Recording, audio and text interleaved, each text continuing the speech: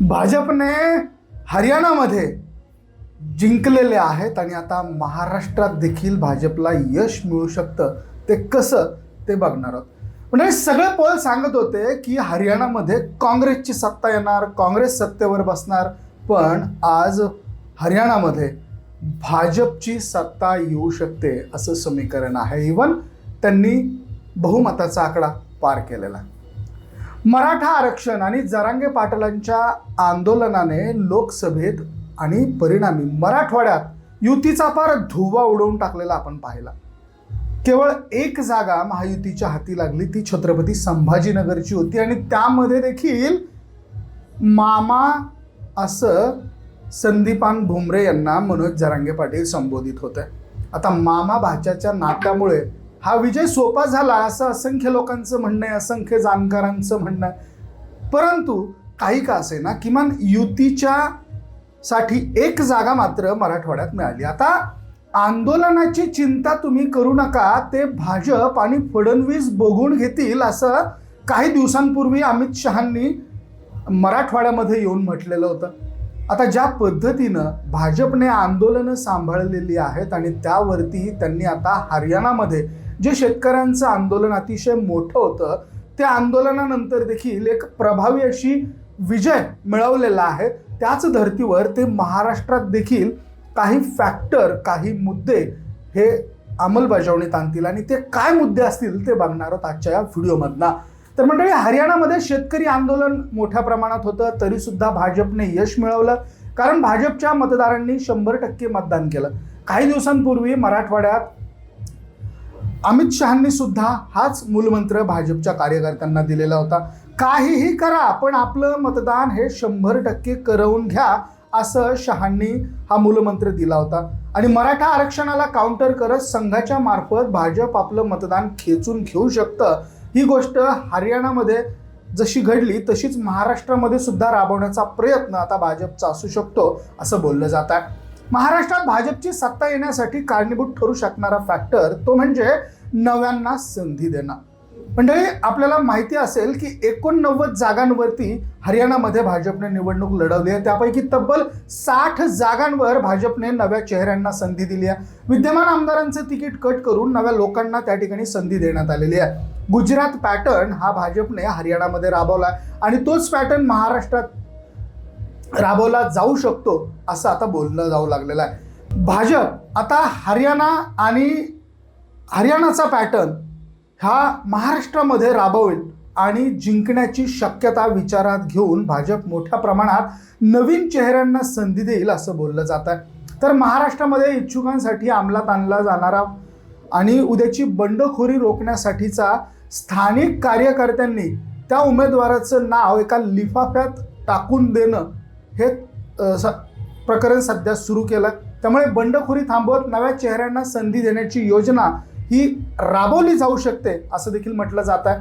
तर हरियाणात फोकस राहिलेला तो म्हणजे शहरी जागांवर. राज्याच्या पूर्वेला असलेल्या दिल्ली आणि जवळच्या भागात, कर्नलच्या भागात 5 जागा या गुरुग्रामच्या जागांवरती भाजप पुढे होतं.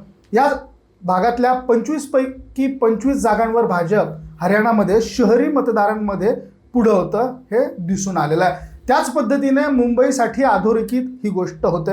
मुंबईमध्ये देखील भाजप याच पद्धतीने काम करणार असं सांगितलं जातं. त्याचबरोबर मेट्रो आणि इतर प्रोजेक्ट्स जे मुंबईच्या आसपास भाजपने सुरू केलेत आणि पूर्णत्वाकडे नेलेत, त्याचा देखील मोठ्या प्रमाणात फायदा हा शहरी भागातल्या, प्रामुख्याने मुंबईसारख्या भागातल्या नागरिकांचा हा भाजपला फायदा होऊ शकतो, मिळू शकतो असंच आता बोललं जाऊ लागलेलं आहे. तर हरियाणामध्ये भाजप ज्या पद्धतीनं जागा वाटप आणि या जागांवरती शहरी भागांवरती जे फोकस केलेलं आहे तेच फोकस भाजप आता महाराष्ट्रातल्या शहरी भागांवरती करेल असं बोललं जात आहे. तर मंडळी, आणखी एक महत्त्वाचं कारण जे म्हणजे फडणवीसांवर अत्यंत मोठ्या प्रमाणात टीका या दरम्यान झाली. लोकसभेच्या वेळेस देखील फडणवीसांवर खूप मोठ्या प्रमाणात टीका झाली. मध्यंतरी अशा बातम्या आल्या की फडणवीसांना वरती म्हणजेच त्यांची पोस्टिंग केल्या जाईल, हायर पोस्टिंग केल्या जाईल, त्यांना केंद्रामध्ये पाठवलं जाईल, सेंट्रलला पाठवलं जाईल. परंतु तसं न करता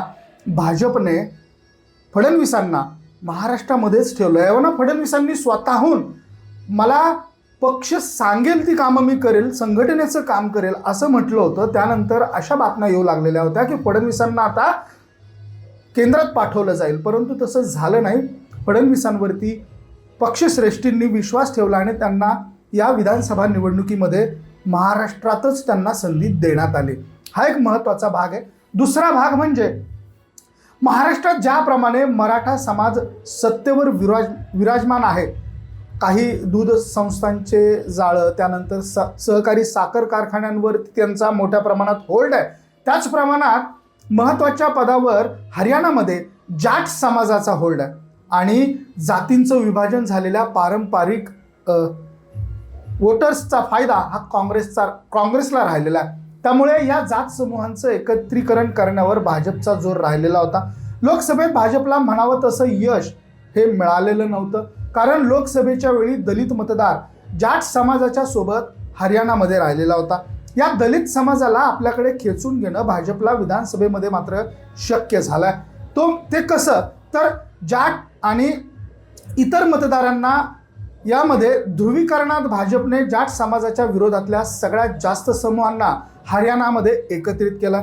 महाराष्ट्रात भाजपच्या ओबीसी म्हणूनच चेहरा समोर आलेला, त्यामुळे काँग्रेस आणि राष्ट्रवादीचा चेहरा हा मराठा राजकारणाचा राहिलेला दिसत आलेला. जरांगे पाटलांच्या आंदोलनामुळे अगदी शरद पवार हे नरेटिव्ह सेट करण्यात यशस्वी झालेले आहेत. त्यामुळे मराठा समाजाचे मोठ्या प्रमाणात महाविकास आघाडीकडे ध्रुवीकरण झालंय, तर नॉन मराठा विशेषतः ओबीसी आणि इतर जाती समूहांना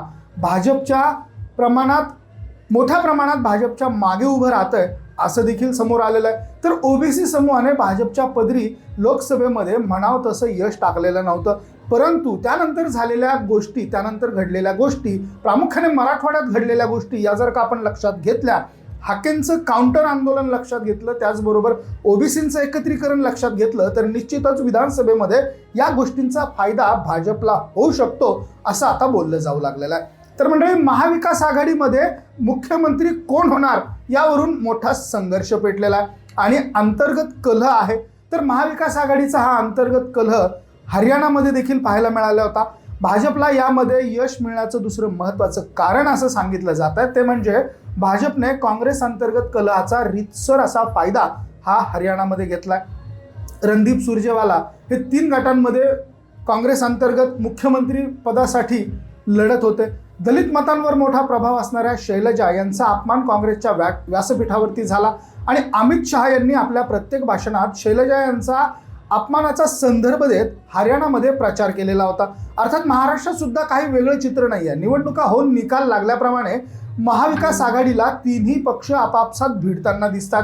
कोणत्याही परिस्थितीत उद्धव ठाकरे मुख्यमंत्री झाले तर काँग्रेसमध्ये पुढचा मुख्यमंत्री हा काँग्रेसचाच होईल, अशा गोष्टी आपल्याला बघायला मिळालेल्या आहे. शरद पवारांनी तटस्थतेचं धोरण ठेवलेलं असलं तरी जयंत पाटील आणि सुप्रिया सुळे यांना भावी मुख्यमंत्री पदावर विराजमान करण्यासारखे बॅनर्स महाराष्ट्रात लागल्याचे आपण पाहिलं आणि पहिल्या स्टर्ममध्ये आमदार राहिलेल्या रोहित पवारांच्या दावेदारीची चर्चा सुद्धा आता अंतर्गतरित्या सुरू झालेली आपल्याला बघायला मिळते. तर कालच अमोल कोल्हे यांनी जयंत पाटलांच्या संभाव्य सर्वोच्च पदाचं स्टेटमेंट केलं.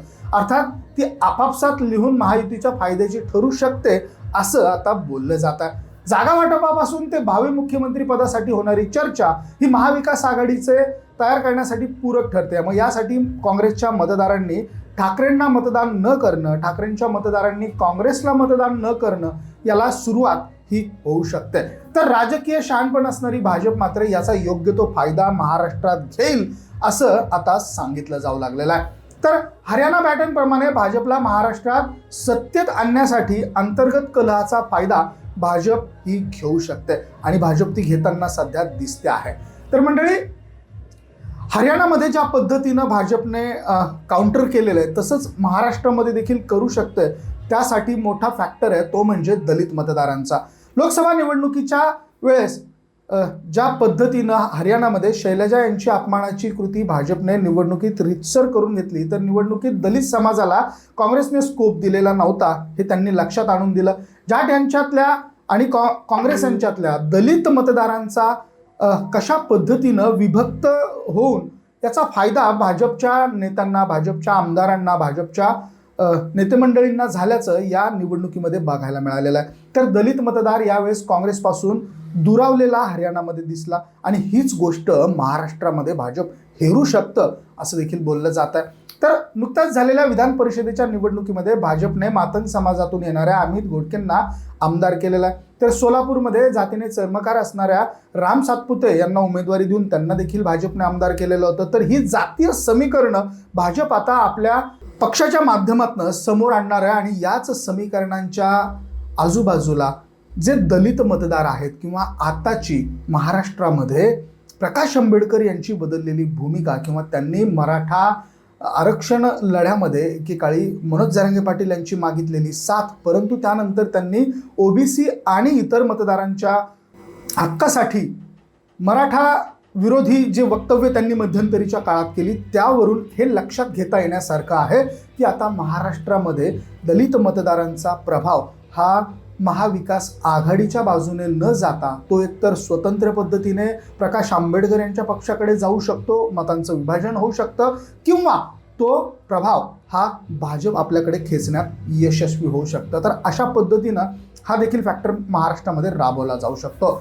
तर म्हणजे पुढचा मुद्दा आहे निवडणुकीमध्ये संघ कार्यकर्त्यांचे ऍक्टिव्ह न होणं लोकसभेच्या निवडणुकीमध्ये. तर महत्त्वाचा मुद्दा या ठिकाणी बघायला मिळाला तो म्हणजे अजित पवारांना सोबत घेऊन भाजपच्या पारंपरिक कार्यकर्त्यांना नाकारणं. या गोष्टी महाराष्ट्रात भाजपच्या पारंपरिक मतदारांना दुखावणाऱ्या ठरलेल्या आहेत. लोकसभेच्या निकालानंतर संघाच्या व्यासपीठावरनं त्याचे पडसादही उमटताना दिसले होते. लोकसभेमध्ये संघाचे कार्यकर्ते निवडणुकीत सक्रिय झाले नव्हते असं बोललं जात असतानाच हरियाणात सुद्धा तेच झालं. हरियाणामध्ये भाजपने आपल्या प्रचाराची यंत्रणा संघावर सोपवली आणि संघ आणि भाजप यातलं अंतर कमी झाल्याचा फायदा यावेळेस हरियाणामध्ये निवडणुकीमध्ये भाजपला झाल्याचं पाहायला मिळतं. त्याच पद्धतीने संघ महाराष्ट्रामध्ये देखील ऍक्टिव्ह होईल आणि विधानसभेच्या निवडणुकांमध्ये महाराष्ट्रामध्ये देखील संघाचा प्रभाव हा येथील निवडणुकांवरती दिसेल आणि त्यानंतर भाजपला आपलं ठराविक यश साध्य करून घेता येईल असे मुद्दे आता चर्चेले जाऊ लागलेले आहेत. तर म्हणजे ही काही महत्त्वाची कारणं होती आणि ही काही महत्त्वाचे मुद्दे होते ज्यामुळे महाराष्ट्रामध्ये भाजपला सत्तेत येण्यासाठी हरियाणाचा जो पॅटर्न आहे तो पॅटर्न राबवणं किती गरजेचं आहे किंवा कशा पद्धतीने भाजप हरियाणाचा पॅटर्न महाराष्ट्रामध्ये राबवेल आणि या पॅटर्ननुसार आपल्या जागा ज्या 288 जागा आहेत त्या 288 जागांपैकी मागच्या वेळेपेक्षा जास्त जागा जिंकण्याचं गणित हे भाजप महाराष्ट्रामध्ये लावेल असंच बोललं जाऊ लागलंय. याबद्दल तुम्हाला काय वाटतंय? तुमच्या प्रतिक्रिया, तुमच्या कमेंट्स अवश्य नोंद करा. हा व्हिडिओ तुम्हाला आवडला असेल तर शेअर जरूर करा. बघत रहा मराठी एक्सप्रेस.